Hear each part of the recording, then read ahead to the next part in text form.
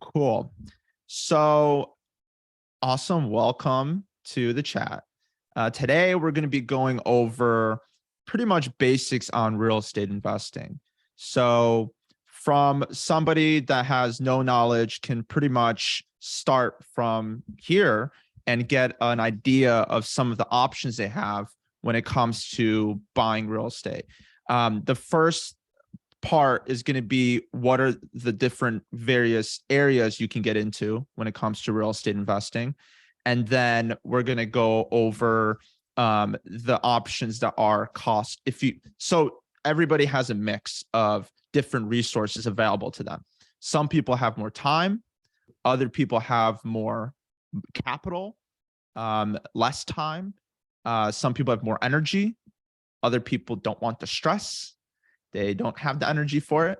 They have too many other things to focus on. So depending on everybody's situation, we'll have a way to enter the space and at least have a starting point for you guys to look into some options of things you can do. And we'll go into some of the intrinsic information, but we'll keep it for the most part very high level. And to start things off, let's start with short. Well, actually, let's introduce ourselves first. Just my backgrounds for everybody. I am from the software world, as you guys may know. I was a product manager, and I built a tech product. I went to U of I. Some people here know me from that, and yeah, I worked as a product manager for a short-term rental company, helped them scale from 200 to 1,000 plus properties. And I do something called BRRRR Stars, which is a fancy way of saying I buy properties under market value, ugly houses, totally torn down, and I make them beautiful and make them into a short-term rental. So I deal with rehab. I deal with my topics are really good with rehab. I deal with coming from little capital and being able to buy a lot of real estate with less capital.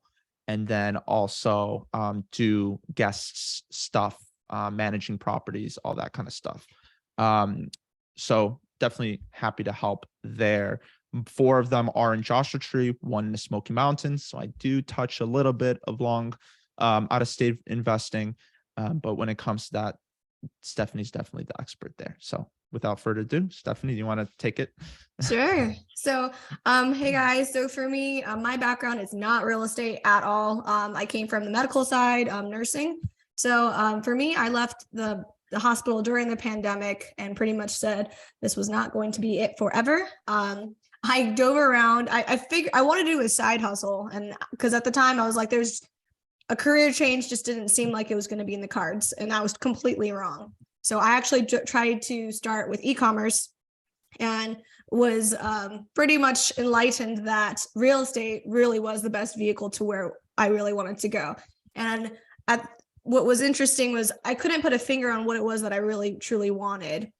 But I pretty much realized what it was, and it was the time freedom and flexibility. So when I left the hospital, I actually went to work from home as a nurse, and that's actually a thing, so that I could have more sanity to actually learn how to invest in real estate. So from there, I wanted to do short-term rentals and was told not to, and still did it anyways.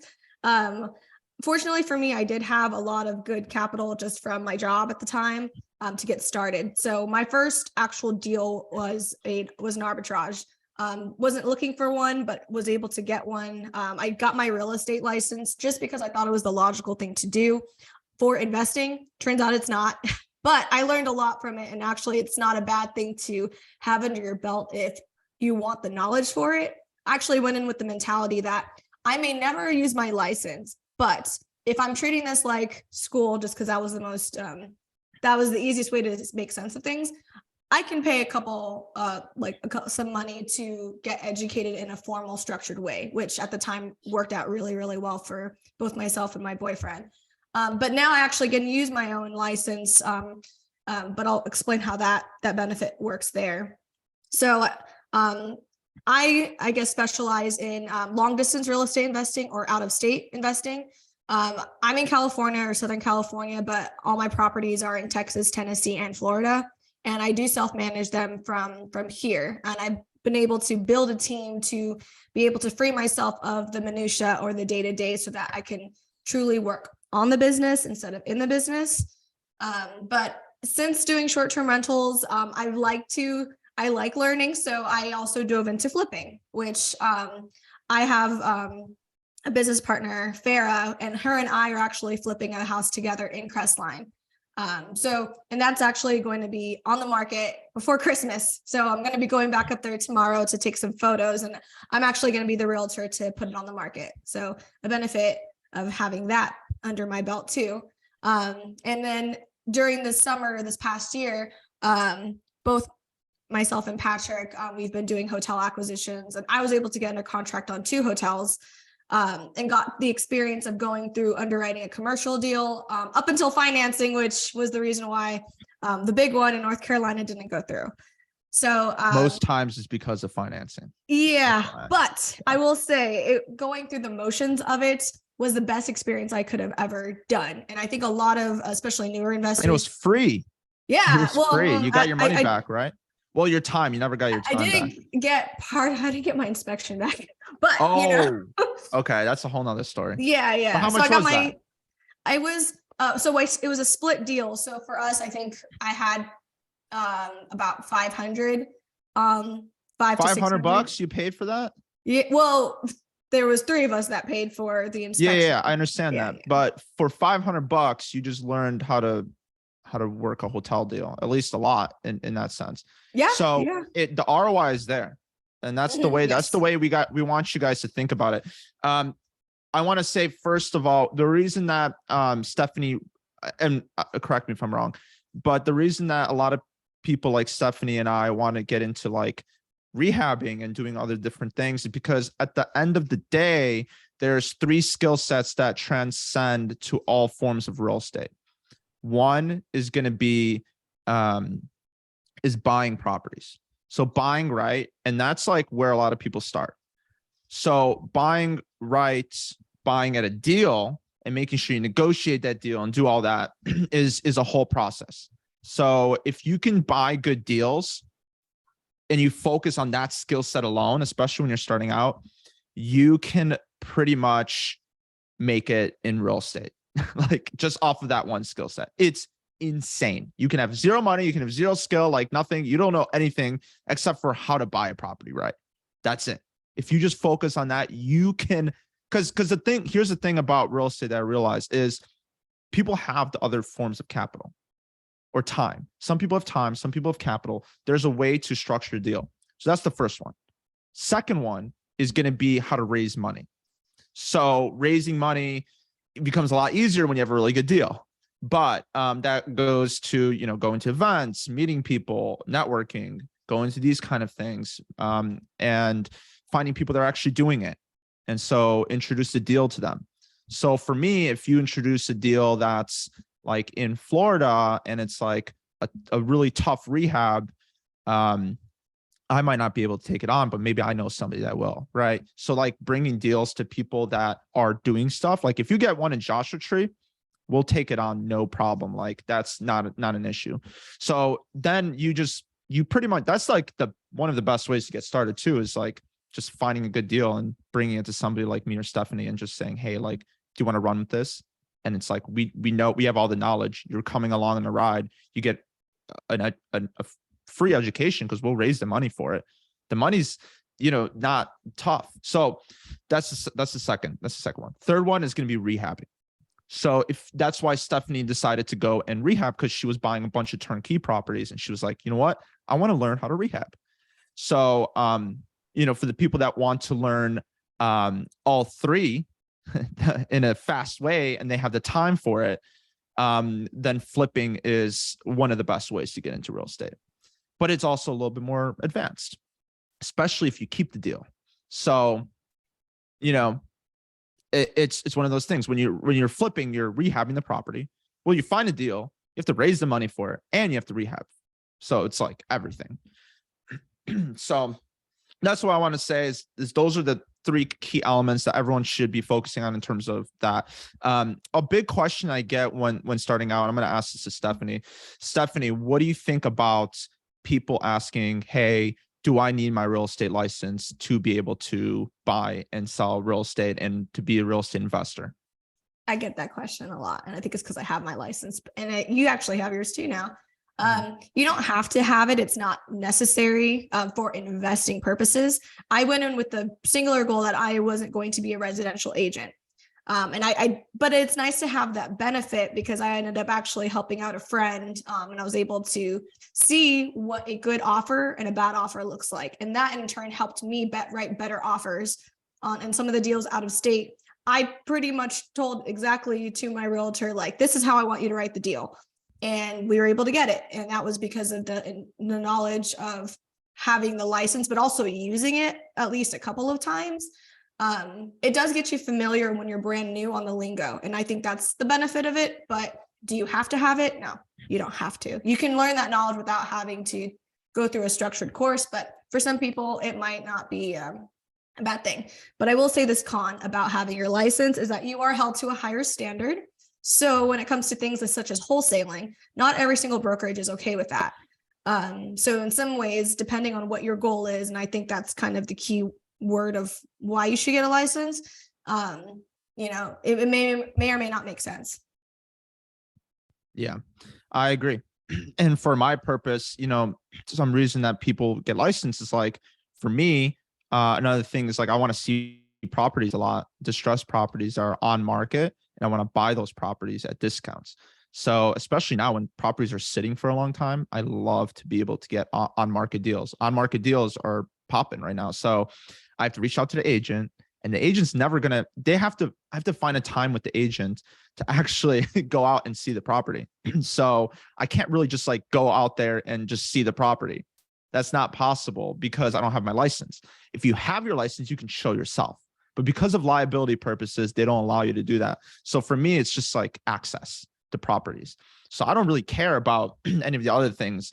I just hang my license with a broker, and then I get referrals in case, I need to like send somebody to another person. So you get 25% of every referral of their commission. So it's pretty good. And, some people just make a business just doing referrals, and they just, that's all they do. They hang the license with a low cost license provider that they charge maybe like I don't know, like $50 a month or something, and they just make money on the referrals. And that's definitely a strategy too. But another thing is also saving money when you go and negotiate. You can always represent yourself, which is great. So you save money there. And a lot of people think, oh, well, you have to do all this paperwork with it. And that's not true. So you can actually pay a TC, stands for transaction coordinator. Mine costs $400. A lot of brokerages will have that option as well. They'll have like internal TCs that might even cost less. And so it's worth it. You pay them $400. They do all the paperwork. You don't have to deal with all that headache, and you get all the benefits. And so it depends on your real estate strategy, right? So that kind of brings the next point. What real estate strategy should I go into, right? There's so many, and it's crazy because Stephanie and I have both fallen into pretty much like shiny object syndrome, basically. We're trying to do everything, right? And that's tough because every time that you go into the shiny object syndrome, you start trying to do all these different things instead of focusing on your craft. That's like saying, for the tech nerds here, that's just saying like, like I'm going to do like SQL database stuff. And then now I'm like, okay, well now I just want to do like front end design, right? It's a whole nother world. And yes, some things transcend to that world, but overall, it's just a better use of your time would be to double down on what you know how to do and get really good at it. But you're figuring it out in the beginning. So it's okay to do it in the beginning a little bit, but eventually it's good to just like hone in on, okay, this seems like something I really like to do. Yeah, you got to stick to something and see it through, both bad and good times, and that's when you start to see results. Yes, 100%. So for us, that's well, for me, it's short-term rental investing. That's like my thing, and BRRRRs are my bread and butter. So that's what I do. And I stick to my strategy. And I can outcompete everybody when it comes to that because I'm good at what I do and I focus on that. I got the right contractors, I got the right teams in place because I focused on it. So same goes for everybody here. So that's the first thing I'll say. So let's kind of dive into different fields, right? You have commercial. At the end, it's like very big. You have commercial, you have residential, and then you have transactions. So when people say real estate, my mom thinks I help people buy real estate. I honestly, she doesn't know what I'm doing. And it's because everybody thinks, oh, well, you're in real estate. I actually have a friend that's in real estate too. I was like, what are they? An agent, right? And it's like, yep, they're an agent. They buy and sell. I was like, I'm not an agent for the last time. Like, it's a different strategy. But those are the three strategies, right? You have the transactional, right? So you buy and sell real estate. So you either do like, you could either be, and in there, let's talk about that field. Stephanie's going to know more about that. But at the high principle of that field, you have buy, what's it called? You have, oh my God, I lost my train of thought. And that, you have listing agents and you have buyer's agents, and then you have hybrids. So Stephanie, maybe you want to explain that a little bit. Oh, you mean dual agents in a transaction, or? No, you know how there's buyer's agents and then there's listing agents? Oh, Some people focus on something, and then some people. Yeah. So there's different niches within. Some agents are strict when it comes to, I am only a buyer's agent, or I only go for sellers or listing. And I that's actually a thing, and that was something I learned when I went into it. And it's funny because I kind of realized I'm kind of towards the listing agent side. What are the benefits of both, Stephanie? What are the benefits of listing versus buyers, or vice versa? I mean, you basically get a bigger pool when you go for both. But one thing I'll say, let's say if you focus on, let's say, being a buyer's agent only, then it's just more targeted. So, it's a lot easier to hit a target when you know exactly what you're looking for versus, oh, I can just cast a net out into the ocean and hope I catch a fish. Well, I go towards a reef instead. And that's kind of what buyer's agents do. They go for they target themselves to the exact client. And it's the same with listing agents, which I think is actually a little bit harder, but there is a lot of work that goes as to being a buyer's agent too. So yeah, well, listing agents, they say they have it easier. They have it easier in a lot of ways, but it's harder to get that listing. Exactly. Because you have to convince somebody to sell. So sometimes people will door knock, some people will do all these different things. Buyer's agents sometimes, especially when you're in and then now you're getting into like either buyer's agents for residential is different than buyer's agents are investors. Investors are a lot more logical. They're a lot more numbers driven. And even then they're sometimes not even logical. They're emotional. But residential tends to be a lot more emotional. It's like, oh my God, like I've fallen in love with this house. Like you just feel like this, like you have to do everything where, like, if you're showing an investor in a house, you don't really have to care about all the different things like making it. Yes, you have to make it nice. But it's more so talking about, here are the comps in the area. Here are the, this is what you can rent it for if you decide to do long-term rents. All these different things that people really care about. When it comes to like when you're dealing with a homeowner, somebody that was buying their first house, it's more like, oh my God, it smells so great in here. Oh, yeah. The feel of the open walls. Oh, like the outdoor view. Oh, like it's an emotional buy, and they'll rationalize it sometimes. And investors will do that too. I've had so many people are like, I want to buy this short-term rental. It's beautiful and it has this amazing view and all this. I'm like, this is a negative cash flow property. Like, just so you know. Yeah, that's really why, especially, and I'll say this about the short-term rental side of things. It's really important to look at the goal, because if your goal is to actually buy a second home that you will enjoy, and you really don't care if it actually cash flows or not, that's a whole different ball game than I need one to make me money. then at that point, it's hard to take that emotion out, right? Because you're like, but the benefits, and you can have the best of both worlds, but Right. truly knowing what your criteria is probably one of the biggest things when you're starting out. Is you really have to know why you're doing something, and then what will fulfill that, so that when you start analyzing deals and going to markets, it starts to kind of cut away the noise. Otherwise, you'll never make a decision. Yeah, 100%.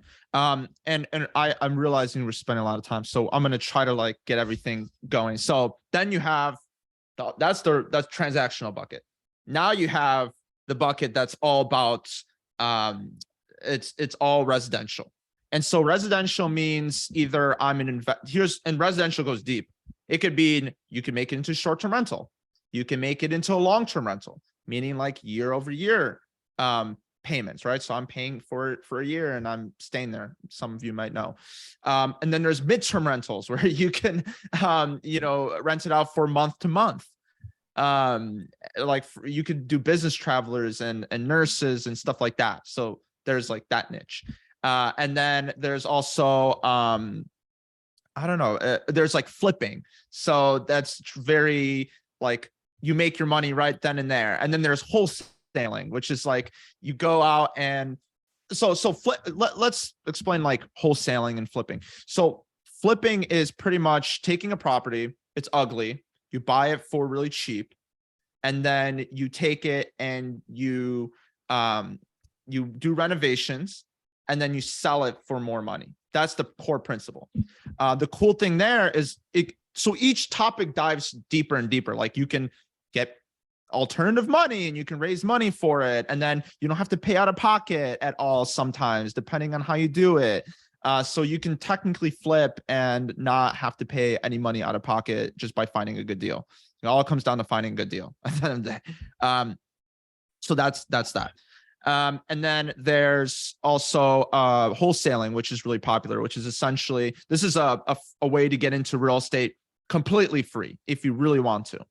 And wholesaling is pretty much taking a property and locking it up under a contract that says, hey, I have the right to buy this property. And then you sell that contract to an investor. So let's say that you bought a property for $150,000, or let's say $130,000. You got it under market. An investor will pay $150,000. You sell it to the investor. You sell the contract to an investor for $150,000. You make that $20,000 in 15 to 30 days, just like that. And then they have to go through all the effort of actually renovating it, putting another $50,000 into it, and then making $50,000 on it. So yes, they're making more money, but at the same time, they're spending more time. It's more headache, all that. Wholesaling, you get your check, you're good to go.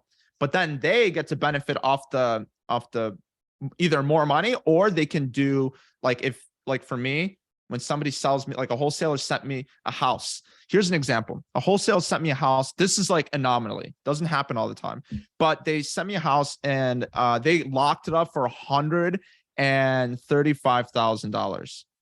They sold it to me, I swear, $275,000. They made $140,000 on that property off just like 15 to 30 minutes, 15 to 30 days. Boom, in their bank account. So Dang, you just made 2 salaries, 2, maybe 3. I know. I think it's time to get into wholesaling, Sharon, too. Well, that's why a lot of people like wholesaling, but most times you get like 10, 20,000, but sometimes you'll hit jackpot. Sometimes you'll deal with somebody that's really inexperienced and doesn't know what they're doing. So, but for us, we didn't buy a bad deal. Now we took that property and we put in $275,000. Now this property on Airbnb is probably going to be generating over $100,000 a year. So for us, we got a property at $550 all in. That's like totally decked out. And we, with furniture and everything, it's appraising right now, but we'll get you that information. But it's a cash flowing machine. And so for me, it's worth it. It took a lot of time. It was a lot of stress. I learned a lot. It didn't have to be a lot of stress, but contractors, you never know. That's where the risk comes in. But for the wholesaler, they clocked in 100 grand right then and there, and they're on to the next one. So, yeah, I mean, it varies depending on what it is. But if they took on the deal themselves, they could have made even more money. They could have made $200,000 to $300,000 on that deal if they flipped it. Because this deal appraised at is probably going to appraise at 550 or 600, but they wouldn't even put in as much money as we did because we built all these different things for short-term rentals, but you wouldn't have to do that. So now you're appraising at a better rate. All in all you got to know is flipping, wholesaling. That's the difference. So there's that. And then you go into commercial, which we won't touch too much on, but I just want to let you guys know about this bucket. It's there. It's like the next step for a lot of people. They start with the residential. Some people start with transactional, but you don't have to start with transactional. You can start right here in residential. And then obviously multifamily is like where people like to go. So commercial. So there's multifamily. So anything 4+ units is multifamily. It's bigger properties that are under commercial lending, all that kind of stuff. People do like 30, 40 units as their first deal sometimes. Like at the end of the day, you just got to find the right deal. So why not just go bigger, go home? Some people just have that strategy where they're like, you know what, screw this small shit. Like I'm just going to go towards the big stuff, make the big money. You wholesale a hotel deal. Like I know, for example, Rich Summers put up a post that says that he's buying hotel deals, and he was offering $50,000 to anybody that can get him a good deal. So if you run across a deal, it's like, boom. And it's just relationships at the end of the day, right? It's relationships and also those skill sets. So, and I mean, the one thing I keep hearing, Patryk, kind of like the base there, the bottom line is if you know how to find a good deal, whether that's to give to somebody else or to keep it, you will win either way. And it's a good skill set that once you have it, you know, that is your, I guess, real estate. That's we can call it your value piece that you have for you and you can have for somebody else too. So a lot of the times the people that don't have money, they have time. So the time to learn, the time to call, the time to door knock, use that to your advantage if that's something that you have. But seems like in this particular group though, everybody has less time, maybe if they have full-time jobs. But if you can really hone in on that one skill, you have a lot of different ways to apply it in those different buckets, as Pat was saying. So, but there's always this conversation of on market versus off market deals. And should I skim the MLS? Should I not? And I guess it depends on there are deals to be found on, through MLS. I actually find most of mine through MLS, but I do find that there are some that I've gotten through agent referrals or relationships where it's like, hey, this buyer just got out of this deal. We got it down to 100,000 below asking. Do you want it? And we're like, oh, I think we do. So having that have that relationship with someone that finds deals, which a lot of them can either be wholesaler or a realtor, or you can be that person too, if that's what you end up being really, really good at. But some people also say, well, I would rather have somebody else find it, but I have the money to support it and to fund it once they have it. Nothing wrong with that either. Yeah. And sometimes like what people will do, especially when they have money, they'll say, you know what, I'll give you this money and we can partner up on this deal. Let's JV this deal. JV, joint venture. Basically you get equity in that deal just by being a capital partner. And then you get to learn the processes. So I know, for instance, Tony Robinson used to do that in the beginning when he was starting out. He would like get people into short-term rentals by getting capital from them, and then they get to learn the process with him. So it's a eye for an eye, one of those things. So yeah, going back to the commercial side, you don't have to not start out in the commercial side. You can jump right in. You could buy a hotel. You could. If you have the money and you have the goal, then hotels aren't really far-fetched. I mean, you think, oh, well, hotels can be really expensive. And with bigger deals come bigger money. It's like, here's the thing. So it's like the mentality is, and the reason why I really like real estate is like, we have this pen, right? If I make this pen for 10 cents, or let's say 5 cents, I get 5 cents. Great deal. I'm spending all this time negotiating 5 cents for this. And then I can sell it to you for 15 cents. I make 3x. That's a crazy cash on cash return. I'm making like 3x my money. This is awesome. But at the same time, this is a small margin item. If you want to make real money, and like people ask me, how do you become a millionaire? How do you make $1 million? It's like, do bigger deals. Like you find somebody that has a multi-million-dollar problem and you solve it. I need a hotel. You can bring me a hotel. I'll pay whatever it takes. You get that hotel. Let's say you get a hotel for, I don't know, $5 million. And then I need that hotel and I can take it at 6 and make $5 million. You just made $1 million by just assigning that hotel to me. I mean, obviously a lot harder said than done. It's not like it's going to happen overnight, but the point is that people think too small. And I think that's what you guys should be thinking about in this call is just don't think small. Stephanie and I didn't think, but it's okay to make a calculated move the first time and buy a property that is within reach. Like, obviously do that. Like there's no fault to that. But what I'm just trying to say is you should not limit yourself to a constraint way of thinking. Real estate is not only for multi-millionaires. It's accessible to you. And beyond that, you could put a hotel. Like, do you think, Stephanie, when you were working in COVID, working as a nurse, did you think you can put a hotel under contract? No, I didn't even think I could leave the hospital. I didn't even think there was anything other than it's like you're trapped degree, there, like, quite frankly. But you don't know how long COVID was going to be. You thought you were going to be stuck to that. And same goes for like people in any kind of space. So just keep that in mind. So commercial assets are not out of reach. They're there, and they don't even have to be a stepping stone to get there, but they can be. So that's the beauty of it. You take your own time. Everyone has a different risk tolerance. Everybody has to, the most important thing at the end of the day is getting started. That is the most important thing. And that's why you guys are on this call. You guys are here because you guys want to get started. And so,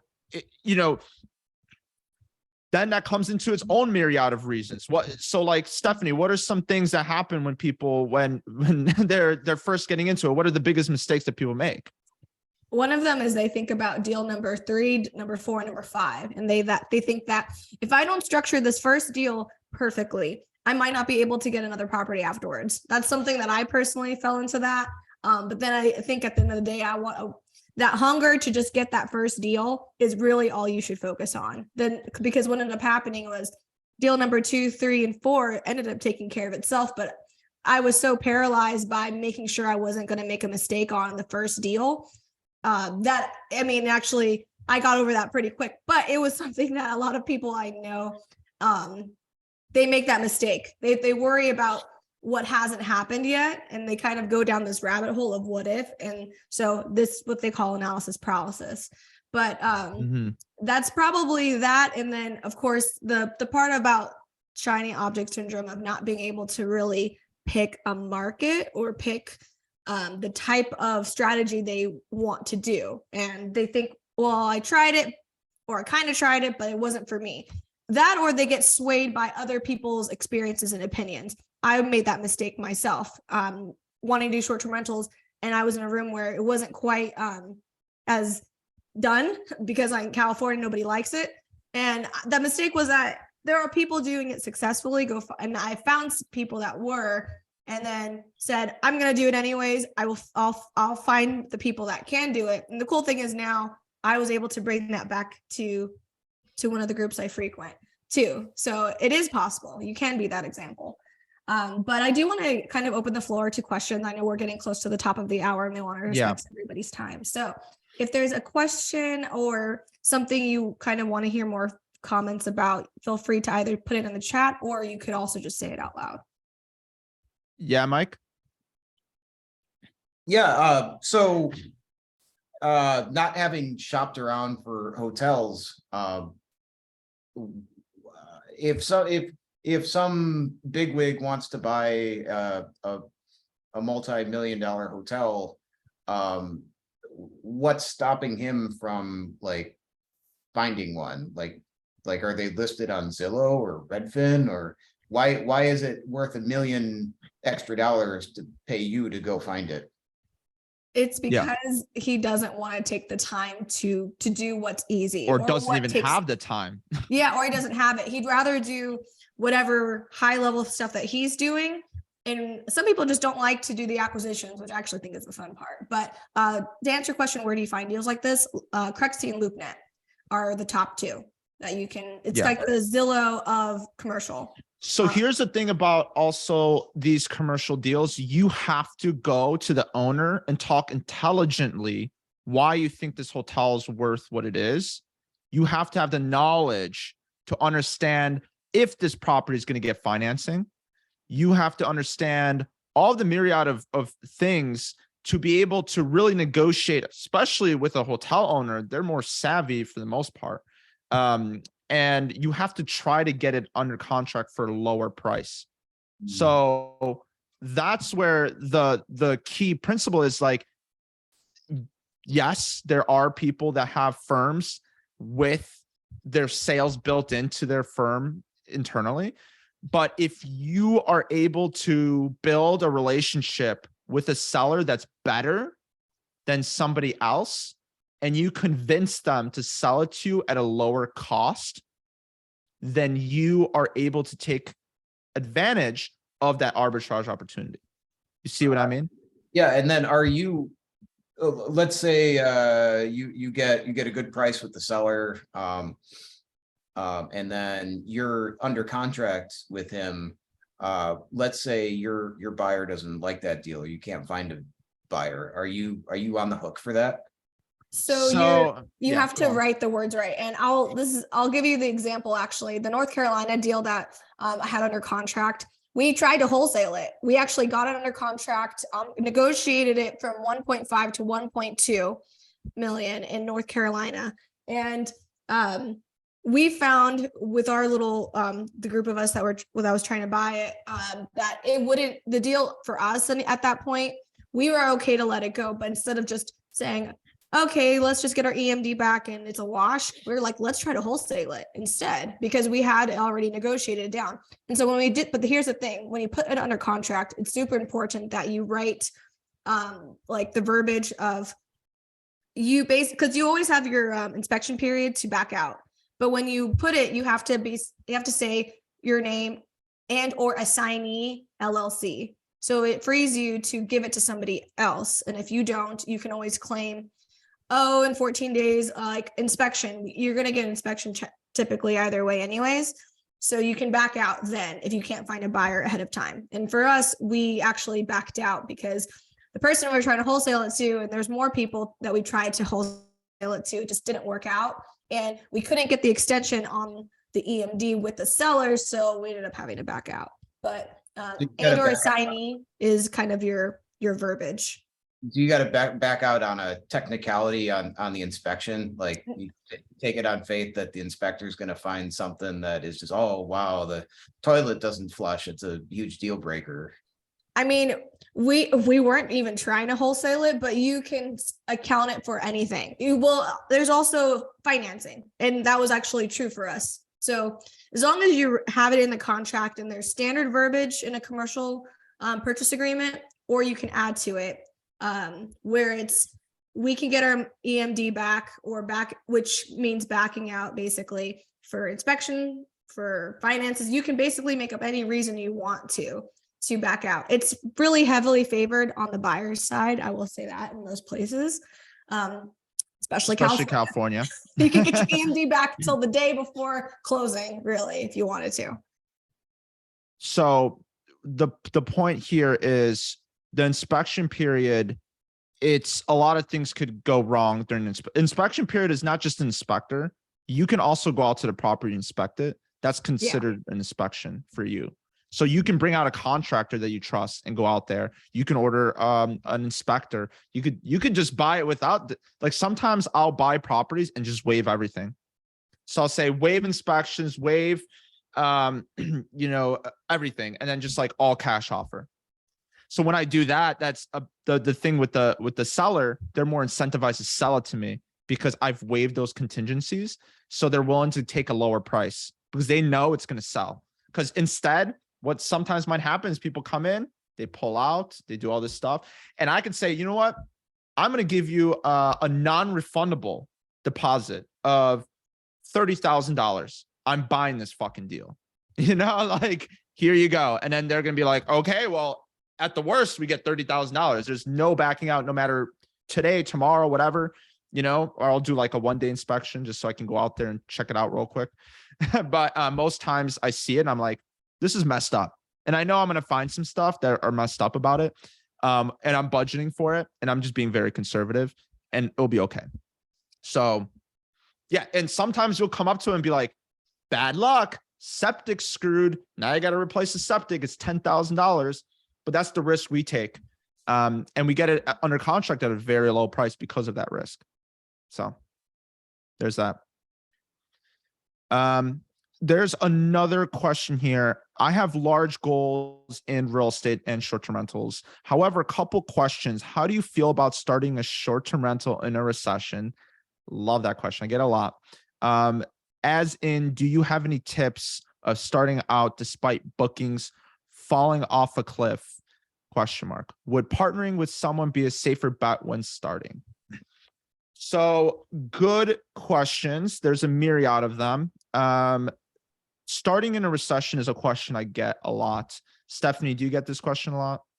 Yeah, and we're actually like wanting to buy right now, but I mean, Yeah. it's but actually I think this might be more tailored to you in the market that you're in. Yeah. So yes, I'm in Joshua Tree National Park. It's actually one of the most saturated markets in the country, I believe.